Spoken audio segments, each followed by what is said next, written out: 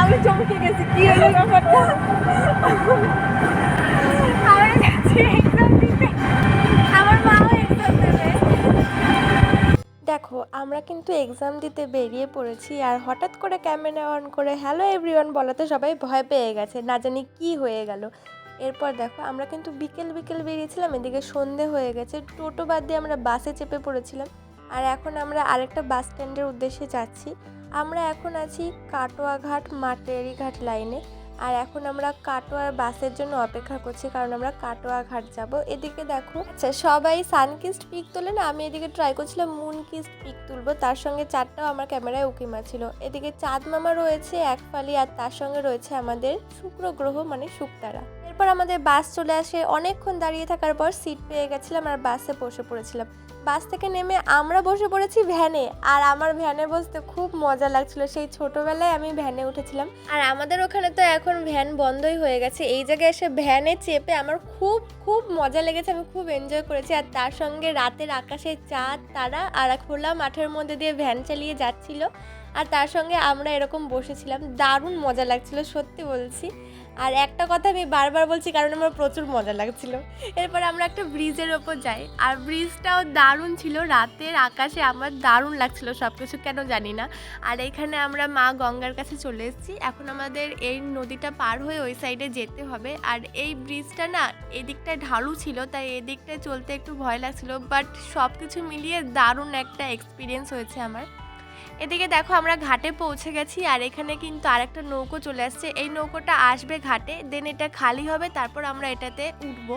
দেখো তোমাদের সঙ্গে বকবক করতে করতে নৌকো কিন্তু ঘাটে চলে এসছে, আর এই ঘাটটা না বেশি একটা বড় ছিল না, আর নৌকো ভাড়া নিয়েছে শুধুমাত্র 3 টাকা, মানে পার হেড 3 টাকা করে, আমার 3 টাকা, মায়ের 3 টাকা, 6 টাকা। তো নৌকোটা বাঁধিয়ে দিয়েছে, আমরা নৌকোতে চেপে পড়েছি। আর এই পাশের ঘাটে অনেক লোক মিলে ভিড় করছিল, জানি না কি হচ্ছিল, আরতি টারতি হচ্ছিল নাকি, বাট আমরা কিন্তু নৌকোতে উঠে পড়েছি। আর রাতে না নদীতে ওঠার এক্সপিরিয়েন্স আমার এই যে প্রথম নদীতে চলার হবে, নদীতে এই বোট রাইডিং করার এক্সপিরিয়েন্স এই যে প্রথমবার হলো।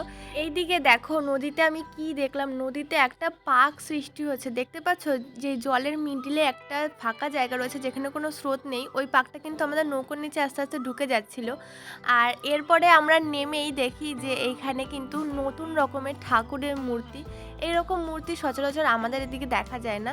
আর এইটা আমি যেই জায়গায় গিয়েছি সেই জায়গাটার নাম হলো কাটোয়া, আর কাটোয়াতে এই ঠাকুরের সব মূর্তিগুলোই এইরকমই, মাথা টাথা নেই, মানে সবই ছিন্নমস্তা মূর্তি টাইপের। এদিকে গঙ্গা মায়ের একটা মূর্তি ছিল, সেটাও তোমাদের সঙ্গে শেয়ার করে নিচ্ছিলাম। এরপর আমরা বসে পড়ি একটা রিস্কাতে, আর রিস্কায় চড়তেও আমার খুব মজা লাগে, কারণ এটাতে অনলি 2 জন বসা যায়, আমি আর মা বসেছিলাম, আর তার সঙ্গে ছিল রিস্কাওয়ালার কাকু, তিনি রিস্কা চালাচ্ছিলেন, বাস।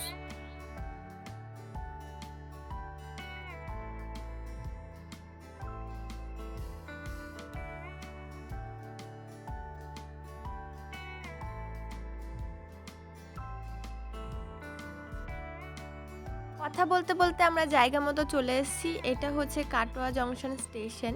আর এই জায়গাটা বেশ বড়ই, 6-7টা স্টেশন ছিল। তো এখানে আমরা ট্রেনে বসে পড়েছিলাম, আমাদের ট্রেন ছিল রাত 8:30টায়। তো ট্রেনে বসে পড়েছি, ট্রেন ছেড়ে দিয়েছে, এখন আমরা এক এক করে স্টেশন পার হয়ে হয়ে শেষ স্টেশন বর্ধমানে চলে এসেছি। আর বর্ধমান স্টেশনটা পুরো শিয়ালদা স্টেশনের মতো বড়, সবসময় লোক থাকে, বাট এইটা দেখো বর্ধমান স্টেশনের বাইরের সিনটা, এদিকে এত লোক কেন আমি সেটাই বুঝতে পারছিলাম না। এক্সাম থাকলে সেখানে এত লোক থাকে, বাট এটা বড় স্টেশন মানছি, স্টেশনের ভেতরেও এত লোক বসে নেই যে বাইরে যত লোক বসে আছে।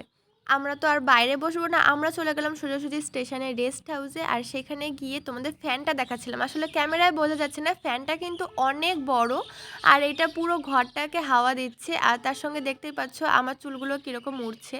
তো এখন আমরা ডিনার করব, বাইরে থেকে নিয়ে এসেছিলাম ভেন্ডি মানে ঢ্যাঁড়স আর বাটা মাছের তরকারি, আর তার সঙ্গে ছিল লাল শাক ভাজা। এটাই জাস্ট অমৃত মনে করে আমরা খেয়ে নিয়েছি, মানে সত্যি রান্নাটাও দারুণ হয়েছিল, আর আমরা খেয়েছিও খুব মজা করে। তো আমার আজকে ভয়েসে তোমাদের একটু প্রবলেম হবে, কারণ আমার পাশে প্রচুর পাখি ডাকছে।